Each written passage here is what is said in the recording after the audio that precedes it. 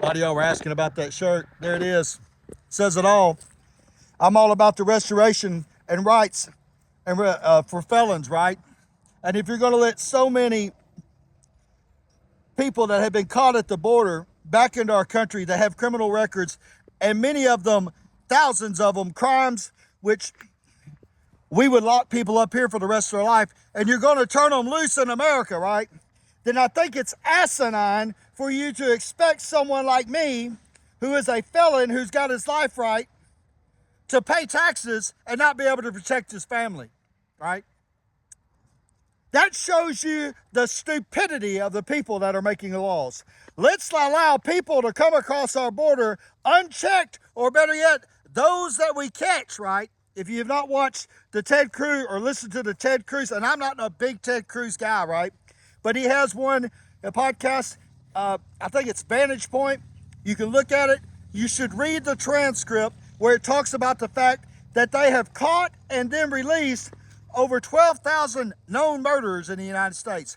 Over 650,000 people they have caught at the border, right, that have felony charges or pending charges. 400 of them have been convicted of crimes like American felons. Another 250 had either been caught and were facing new charges or were just facing new charges.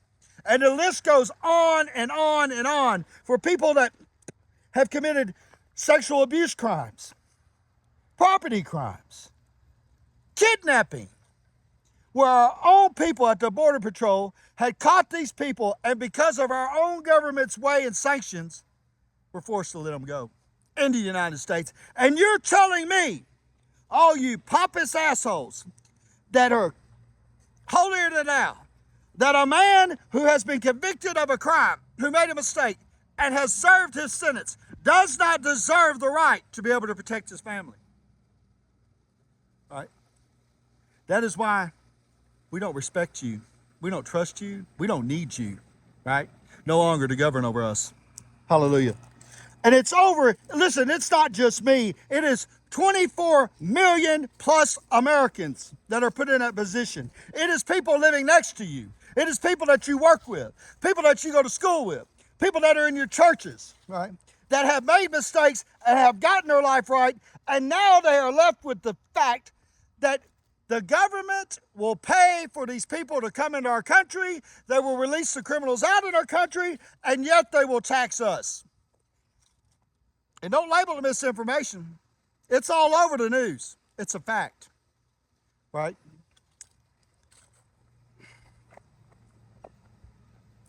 Let me take it one step further.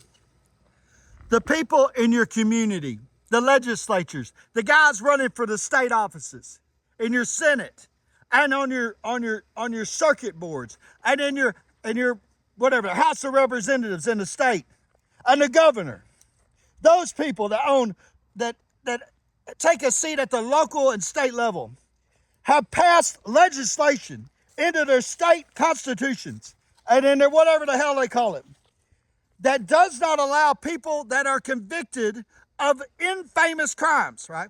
That doesn't mean financial crimes. That doesn't mean crimes against children. That doesn't mean murder. That means anybody that has committed a felony is now listed under the infamous crime list, and they cannot take office in any local venue. They have immediately ostracized anybody that might have made a mistake, and get this, made good on it, and get this, has some information, and get this, can prove that they've overcome some shit, to maybe children that need to hear it. A segment of the population representing 24 million people that need some hope and light, right? They have run that position for them, and you can't run for public office. Oh yeah? And if the gun problem, if the problem of not being able to be armed, which goes against your Second Amendment rights, was enough, and if the fact that you can no longer run for public office goes against your right, and all you pretentious sons of bitches have to say is, well, you shouldn't break the law. Well, wait till your child breaks the law. Your uncle, your daughter, your grandchild. Yeah. Because what goes around comes around, motherfucker. And you'll be wanting to holler at old Jason. What do we do? How do you get my kid off dope? How do you get my grandson off fentanyl? What do we do? I thought you said you shouldn't break the law, right?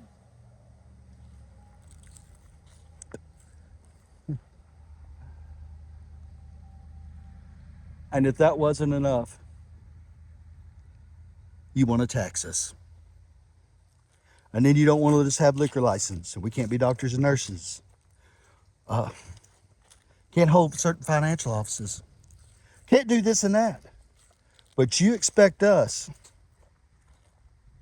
to vote for you when we get our rights back to vote in 45 of the 50 states? We're not the ones no longer smoking crack. You are. Fluent English.